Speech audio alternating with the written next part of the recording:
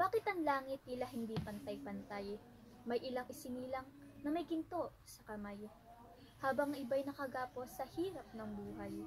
Hinahabol ang bukas na tila laging mailap. Isang kahig, isang tuka, isang pangarap, isang duda. Bakit tila sa bawat hakbang ay may lubak na humahadlang? Mga palad na may kalyo, mga kamay na nilamog ng hamog. Bakit bawat patak ng pawis, bawat patak ng luha, ito ang dugong bumabuhay sa ating pamilya. Kanin kahapon, asin ngayon.